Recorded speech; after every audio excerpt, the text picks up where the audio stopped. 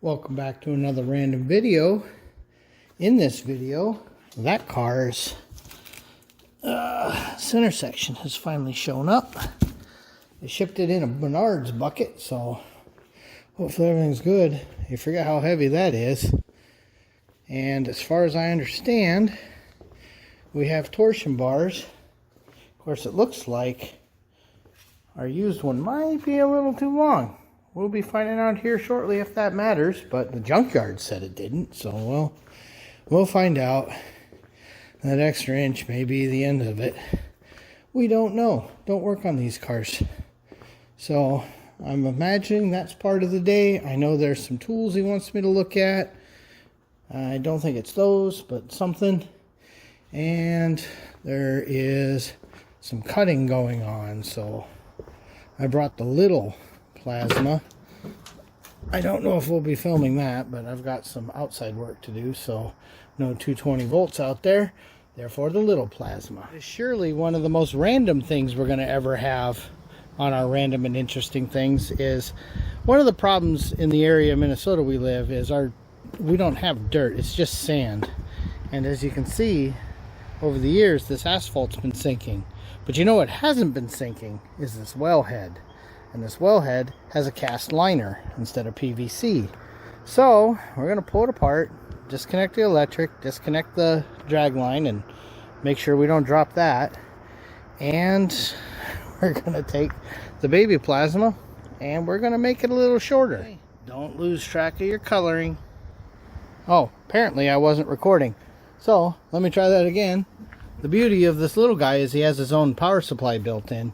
He can't cut as thick, but or he has his own air supply. So we're going to go ahead and hook this up, give it a try, see how easy it is to cut this. That solution isn't going to work out too well for us. It's going to take forever to cut this pipe. I'm only able to cut for about 5 seconds, and we've tried every cord he's got and everywhere to plug in, and this is our best arrangement for here. So yeah, it only runs for just a few seconds.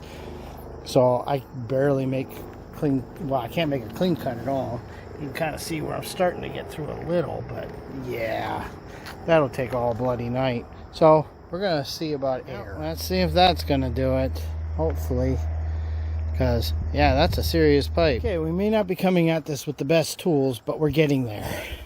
So what we've been doing is taking the plasma from the inside, heating, and then grinding from the outside. And honestly, that's actually, now that we've got a cadence, that's actually going. We're over halfway through now. I just moved our rag and moved everything over. We've got the power wires taped to the pole cable here, so don't want to lose any of that. That, you can tell it's much darker out.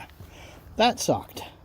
So we would grind a little groove, blast it through with the plasma, grind a little groove, blast it through.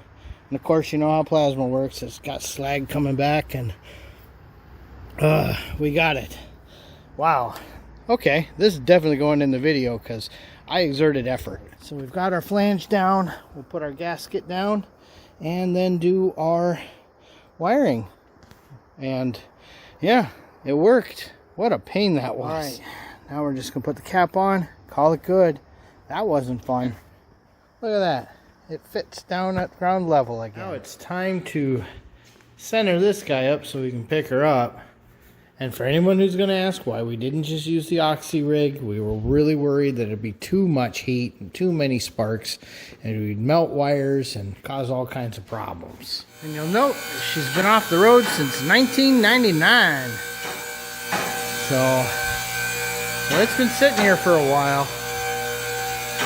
Yeah, we're going to find out if that bar is going to work. Okay, so the one that came out says 661L. The one I just put in on the other end says 661L. And the one over here says 660R. So we're suddenly thinking that we might have the right one or be really, really, really close. Okay. And now we're starting the fun fight of getting these guys lined in. So we'll play the turn this, turn that, turn this until we get one going. So Once we get one in, well, then we'll do the other one and get that in, and then we'll get that back bar hung up and put our little clips in. Fought the fight on this side and got that one indexed. However, we'd never even looked at this bolt. Remember, this was the broken one, and she's a little seized. So we've already tried the impact. Now we're going to just throw a little warmth in her and see if we can get her to go. Okay, we're getting ready to put the car down so we can see what our ride height looks like. We've got these both turned in. 10 turns from touching. We've got this crossbar in. So hopefully we're in the ballpark. There's no engine, so we just want it to sit. Yeah, overall, we're pretty happy. We still got to tighten this bolt and that bolt, which are the front of the control arms, but we got to do that on the ground. So we'll bring her down. Well, I got to drop this side a little bit, but you know, I think this side doesn't look terrible. So, you know, considering it's a car with no engine. So let me get that side dropped down real quick. Right. Look at that. The Cordoba is actually sitting up. I've never actually seen it do that on its own. As long as I've been coming here, this thing's sitting outside waiting to get the motor yanked. So, I think that made a bit of improvement. Besides, if he does wind up selling it, you know, the next guy's going to want to already have a torsion bar figured out. Going to want suspension. With that, I think we're tired. We're done. So, we're going to call it a night. We're going to pass this over to ShopRex. Thanks for watching. ShopRex says, put your tools away or else.